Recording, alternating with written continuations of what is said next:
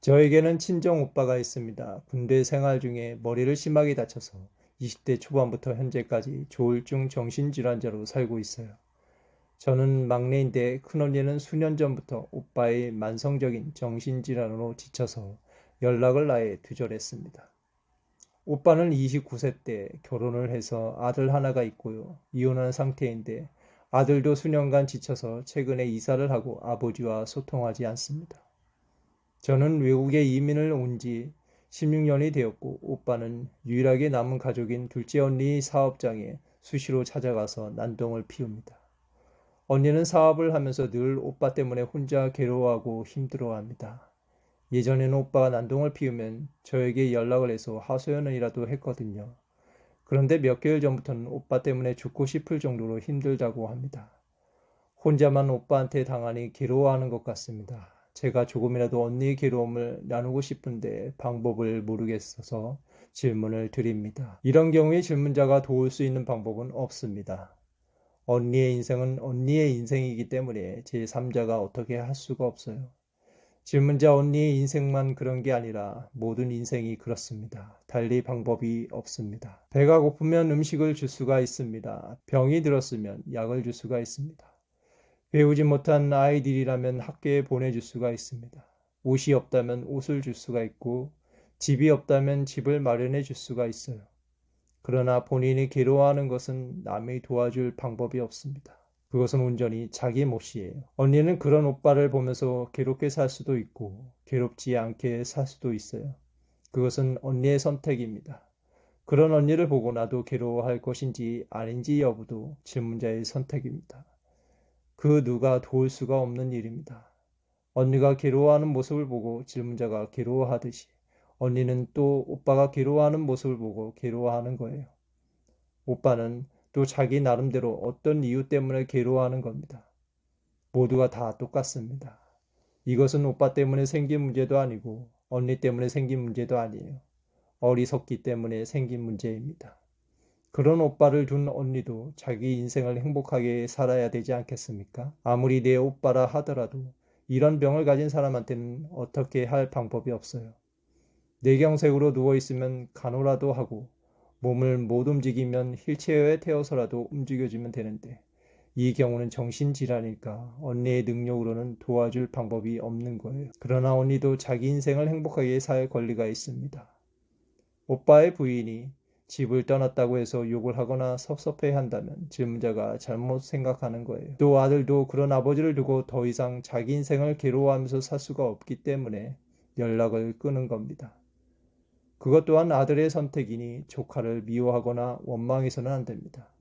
오히려 얼마나 힘들면 부모인데도 관계를 끊었겠느냐 이렇게 생각해야 해요. 마찬가지로 언니도 너무 힘들면 오빠와의 관계를 끊으면 됩니다. 그렇지 않으면 병이 나서 그런 것이니 어쩔 수 없지. 행패를 부리면 돈이나 좀 주자 하고 받아들인 후 병원비를 대신 내어주듯이 마음을 먹으면 됩니다. 돈을 달라고 하는 것을 행패라고 생각하면 안 됩니다. 행패라고 생각하니까 괴로운 거예요. 돈이 필요하다고 요구할 때 돈을 줄 형편이 되면 돈을 주면 됩니다. 형편이 안 되면 안 주면 되고요. 관계를 끊어도 되고 적절하게 지원을 해도 돼요. 그것은 본인이 선택할 문제이지 괴로워하는 것은 잘못된 겁니다.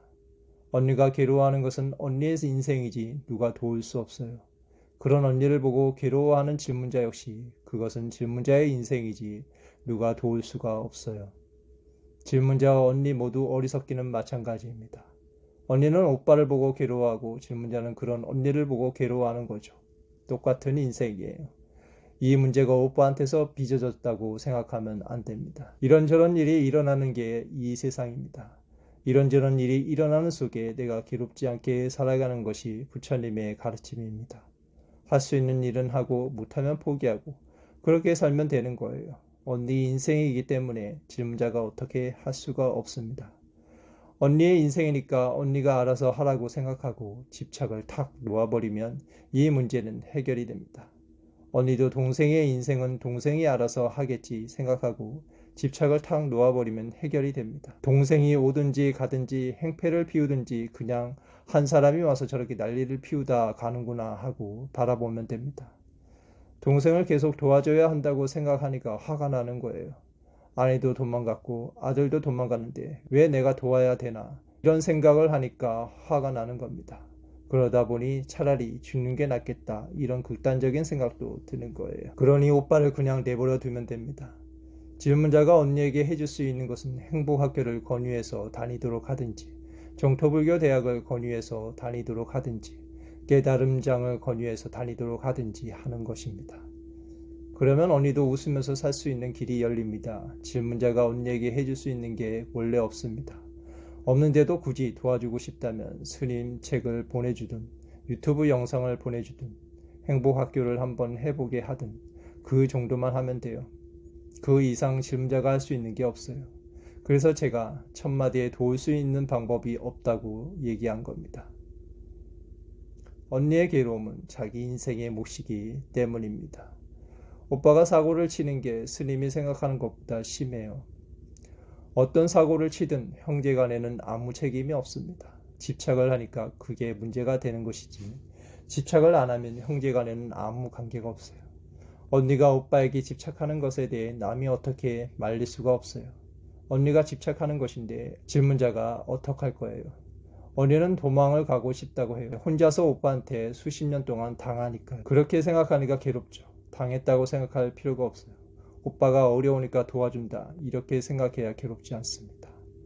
차라리 금전적으로 도와주는 것은 언니가 괜찮다고 해요. 갈비를 대신 내주고 밥을 사주고 하는 것은 좋은데 오빠가 언니의 가게에 찾아와서 소리를 지르고 손님들을 막 위협하는 것이 힘들다고 해요. 소리를 지르고 위협을 하면 경찰에 신고해서 막아야죠. 자신이 오빠라고 생각해서 경찰에 신고를 안 하니까 문제가 되는 겁니다.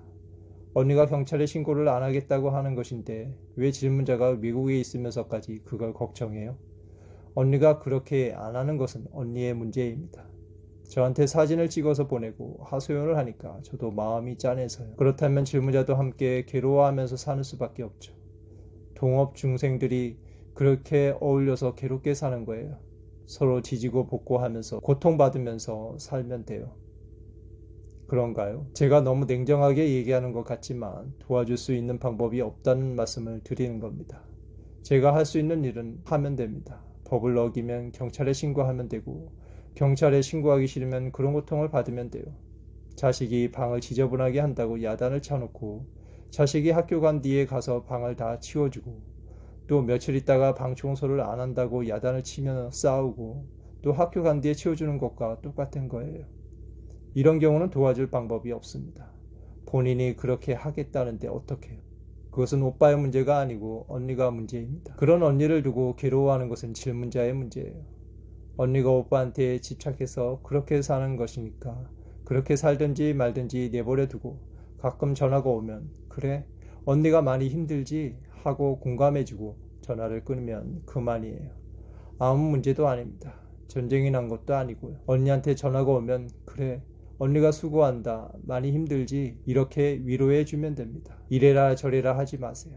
그것은 언니가 선택해야 할 일이지 질문자가 관여할 일이 아닙니다.